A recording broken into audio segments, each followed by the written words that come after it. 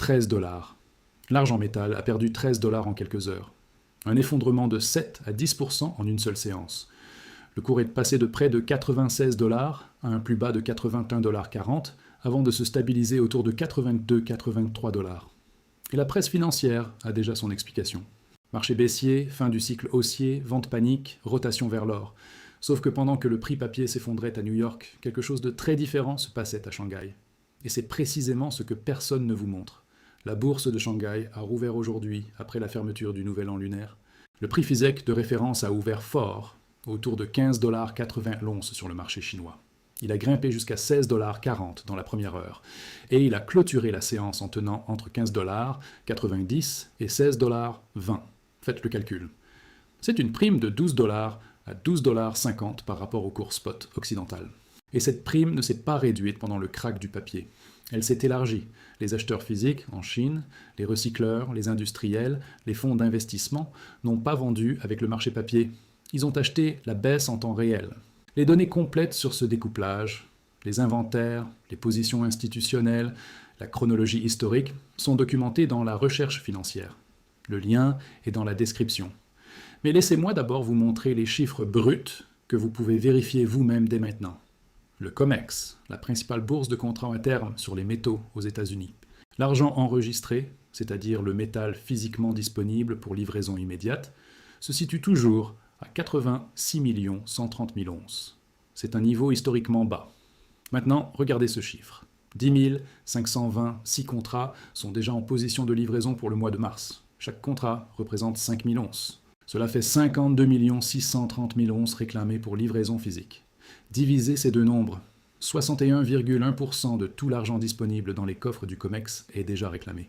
Et nous ne sommes qu'au premier jour de négociation du mois de mars. Et aujourd'hui, pendant que le cours papier s'effondrait de 7 à 10%, les coffres ont perdu encore 1 200 000 onces supplémentaires. Des retraits chez HSBC, JP Morgan, CNT et Delaware. Aucun métal significatif n'est entré dans la catégorie enregistrée pour compenser. Ce krach n'a soulagé aucune pression sur les stocks physiques. Il l'a accéléré. Je dois être transparent sur une limitation de ce format. Ce que je viens de vous montrer, ce sont les données stables, les chiffres de structure qui changent lentement. Mais il existe un autre ensemble de données. Les inventaires qui diminuent chaque jour, les positions institutionnelles qui bougent chaque semaine, les primes Shanghai qui fluctuent en temps réel. Si je les mets dans une vidéo qui restera en ligne pendant des années, elles seront obsolètes en quelques semaines. C'est pour cette raison que ces données vivent dans une documentation séparée, mise à jour quand les chiffres évoluent, avec les sources primaires, la chronologie complète et le contexte historique de chaque mouvement. La documentation est dans la description pour ceux qui veulent suivre l'évolution. Ce n'est pas un secret, c'est simplement le mauvais format pour ce type d'information. Maintenant, laissez-moi vous montrer pourquoi ce krach est en réalité un signal de confirmation. Pour comprendre ce qui s'est passé aujourd'hui, il faut d'abord comprendre comment fonctionne la mécanique de manipulation sur le marché de l'argent. Le marché papier et le marché physique sont deux univers différents qui partagent le même nom. Sur le marché papier, des algorithmes déclenchent des cascades de stop-loss. Des ordres fictifs apparaissent et disparaissent en millisecondes. Le volume de vente artificiel écrase le prix. Aujourd'hui, le schéma était classique. Des volumes massifs de vente ont frappé à l'ouverture, sur des nouvelles de guerre que tout le monde connaissait déjà depuis vendredi soir. Les algorithmes ont utilisé l'escalade avec l'Iran comme couverture parfaite pour déclencher exactement ce type de liquidation violente. C'est un mécanisme qui se répète à chaque grande fenêtre de livraison. Les banques qui détiennent des positions courtes concentrées ont besoin que le prix baisse. Pas pour des raisons économiques, pour des raisons mécaniques. Le fonds SLV, le plus grand ETF argent au monde, affiche une décote croissante par rapport à sa valeur nette d'inventaire. C'est le mécanisme exact que les banques utilisent. Elles rachètent à des parts d'ETF à prix réduit, convertissent ces parts en métal physique et livrent ce métal contre leur position courte sur les contrats à terme. Le prix papier baisse, le métal physique change de main et les coffres se vident un peu plus. Mais pendant toute cette opération, sur le marché physique réel, Shanghai a élargi sa prime. Pas réduit, élargi. C'est le signal que les acheteurs institutionnels lisent, pas le prix spot. Ceux qui sont arrivés jusqu'ici ont compris la logique du découplage. Les données actualisées, les primes en temps réel, l'analyse complète, sont dans la description. Maintenant, le point le plus important de cette analyse. L'indice de volatilité implicite sur les options argent du CME a bondi encore plus haut pendant le krach. Il dépasse désormais largement les 100. Le marché des options ne panique pas. Il anticipe des mouvements encore plus importants à venir, parce que le déséquilibre entre papier et physique est pire que jamais. Et c'est ici que la situation devient vraiment intéressante. Les positions nettes longues de la catégorie Managed Money, les fonds spéculatifs, ont chuté de près de 90%. Et pourtant le prix a monté depuis les plus bas. Cela signifie que toute cette hausse n'a pas été alimentée par la spéculation papier, elle a été alimentée par la demande physique réelle. C'est un changement fondamental dans la structure du marché. Revenons aux fondamentaux de long terme, parce que cette chaîne n'a jamais été construite autour d'une seule séance violente. Nous sommes dans la 6e année consécutive de déficit structurel sur le marché de l'argent. Environ 200 millions d'onces de déficit annuel selon le Silver Institute. La demande industrielle représente désormais 67% de la consommation totale. Panneaux solaires, centres de données pour l'intelligence artificielle, véhicules électriques, infrastructures 5G, électronique de défense, système de guidage de missiles. La production minière mondiale a atteint son pic en 2016 et le Silver Institute ne prévoit pas un retour à ce niveau avant 2030 au plus tôt.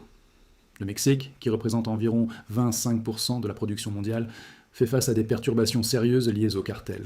Enlèvement de travailleurs miniers, barrages routiers, coûts de sécurité en hausse constante et l'élimination récente de chefs de cartel créent des vides de pouvoir qui génèrent encore plus de chaos dans les zones minières. La Chine a interdit la rehypothécation et les produits dérivés à effet de levier hors bourse sur les métaux précieux. Elle force la livraison physique sur toutes les transactions et examine les réserves fractionnaires. Le plus grand acheteur physique au monde dit que le jeu de multiplication du papier s'arrête ici. Les banques centrales continuent d'accumuler de l'or à un rythme jamais vu dans l'histoire moderne. La part du dollar dans les réserves mondiales a atteint un plus bas de 32 ans. Les avoirs en ETF, or, restent inférieurs au niveau de 2022, alors même que le prix a été multiplié par 3. Le commerce de détail occidental et les institutions ont été vendeurs nets d'exposition papier, pendant que les États souverains prennent livraison physique. Nous n'en sommes qu'au début. Les États-Unis affichent un déficit budgétaire de 697 milliards de dollars sur les 4 premiers mois de l'année fiscale 2026. Les charges d'intérêt nettes dépassent 1000 milliards de dollars en rythme annualisé. 9600 milliards de dollars de dette américaine arrivent à échéance dans les 12 prochains mois. Le plus grand renouvellement de dette de l'histoire. Et tout cela se produit pendant que l'argent enregistré au COMEX est à des niveaux planchers, avec 61% déjà réclamés au premier jour du mois de livraison. Le crack de 7 à 10% d'aujourd'hui sur le marché papier n'a changé aucun de ces faits.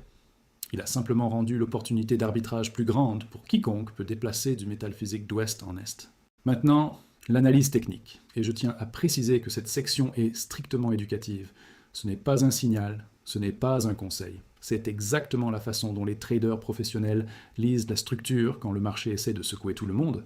Sur le graphique journalier, nous avions une progression en escalier clair avec des creux de plus en plus hauts depuis le creux du 6 février. La bougie rouge massive d'aujourd'hui a traversé la moyenne mobile à 50 jours et la zone de support de la semaine précédente autour de 92,80 $. La clôture sous ce niveau est techniquement baissière à très court terme. Le support immédiat se situe dans la zone du creux du 6 février entre 70 et 72,60 $ et nous en sommes encore loin sur une base de clôture. La prochaine résistance sur tout rebond est le niveau cassé de 92,80 $, désormais transformé en résistance. Une clôture franche, au-dessus de ce niveau en horaire ou en journalier avec du volume, signalerait que le crack n'était rien de plus qu'un piège. Sur le graphique en 4 heures, on observe un piège de liquidité classique, où les mèches ont déclenché les stops sous 90 $ avant que le prix ne se reprenne légèrement vers la clôture. Sur le graphique horaire, le cours se situe exactement sur la moyenne mobile exponentielle à 150 périodes, qui servait de résistance dynamique plus tôt dans la semaine. Si nous la reconquérons avec conviction sur un volume croissant, la configuration de retournement commence immédiatement. Maintenant, par honnêteté intellectuelle, voici l'analyse baissière détaillée et sans complaisance. Parce que cette chaîne vous a toujours donné les deux côtés pour que vous puissiez réfléchir par vous-même au lieu d'être nourri d'espoir ou de peur. Ce crack pourrait s'étendre si la situation avec l'Iran se désamorce soudainement et que le sentiment risque en revient en force. Trump a déjà reculé sur ses menaces par le passé quand les marchés intégraient trop de risques. Le roulement des contrats de mars pourrait encore s'accélérer fortement dans les derniers jours avant la dernière notification et soulager une grande partie de la pression. Les moyennes historiques de livraison, entre 4,9 et 10%, signifient que même avec un intérêt ouvert élevé, seuls 28 à 57 millions d'onces pourraient finalement exiger du métal physique, ce qui est techniquement couvrable si aucun retrait majeur supplémentaire ne se produit. Shanghai pourrait reculer si de grandes institutions chinoises décident de prendre leurs bénéfices après le comblement du gap de vacances. La liquidité de lundi et mardi combinée aux nouvelles de guerre peut créer des mouvements violents dans les deux directions. Une volatilité implicite au-dessus de 100 coupes dans les deux sens et une explosion à la baisse est possible sur tout événement risk-off majeur qui force des ventes indiscriminées sur toutes les classes d'actifs. La moyenne mobile exponentielle à 150 périodes en horaire et le niveau cassé de 92,80 $ agissent comme résistance tant qu'ils ne sont pas reconquis avec du volume et des clôtures franches. Tous ces scénarios sont possibles et les marchés peuvent rester irrationnels plus longtemps que n'importe lequel d'entre nous ne peut rester solvable. C'est un fait que chaque trader sérieux connaît, mais un fait ne change pas les données fondamentales. Mais voici ce que les sources primaires vérifiables montrent quand vous les consultez vous-même en ce moment. Les rapports quotidiens de stock du CME sont publics et mis à jour chaque jour ouvré. Les cotations en direct de Shanghai sur le SGE et le SHFE sont publics. Les avis de livraison debout sont publics sur le CMU. Le rapport Commitment of Traders de la CFTC est publié chaque vendredi. Les données d'offres et de demande du Silver Institute sont publiques. Les statistiques d'achat d'or par les banques centrales du World Gold Council sont publiques. L'argent enregistré a diminué d'environ 20 millions d'onces par mois en moyenne sur les 5 derniers mois. 61,1% réclamé au premier jour de mars. La prime Shanghai s'est élargie à plus de 12 $ pendant le crack occidental. Encore 1 200 000 onces retirées aujourd'hui. Le marché des options anticipe une volatilité plus élevée que lors du pic de janvier. Le ratio or-argent se comprime sous sa moyenne mobile à 50 jours. Les actions minières se négocient à des niveaux historiquement bas par rapport au prix des métaux. Le mécanisme de fixation des prix papier a tenté de reprendre le contrôle aujourd'hui avec un effondrement de 7 à 10%. Il a échoué. La prime s'est élargie au lieu de se réduire. Les coffres ont continué à se vider. Le chiffre de 61% de livraison debout n'a pas bougé. C'est la collision que nous cartographions depuis les goulots d'étranglement dans les raffineries que nous avions identifiés en avance. Les fondamentaux n'ont pas changé. La minorité informée utilise ce crack pour renforcer ses positions physiques ou se repositionner. La majorité panique et vend au plus bas exactement comme elle l'a fait lors de chaque correction précédente dans ce cycle. C'est de l'éducation sur les mécanismes financiers, pas du conseil en investissement. Je ne vous dis pas quoi faire avec votre capital. Je vous montre les mécanismes, les chiffres primaires, les précédents historiques, la structure du marché en temps réel sur plusieurs unités de temps et le découplage Est-Ouest pour que vous puissiez prendre vos propres décisions en connaissance de cause. Protégez votre capital comme si votre avenir en dépendait, parce que dans cet environnement, c'est exactement le cas.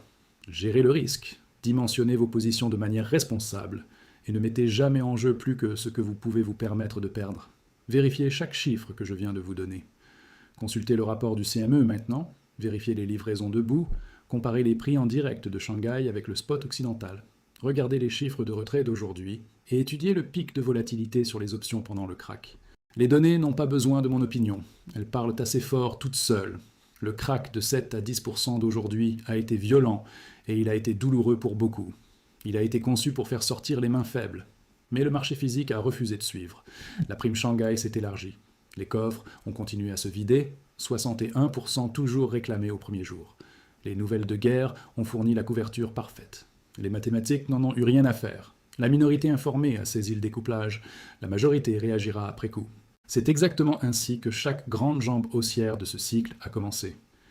Si cette analyse vous a aidé à voir au-delà des gros titres, abonnez-vous à la chaîne. Chaque nouvel abonné nous permet de continuer ce travail d'analyse indépendante. Activez la cloche de notification pour ne rien manquer et partagez cette vidéo avec quelqu'un qui a peut-être paniqué aujourd'hui. Les données sont là, la logique est claire.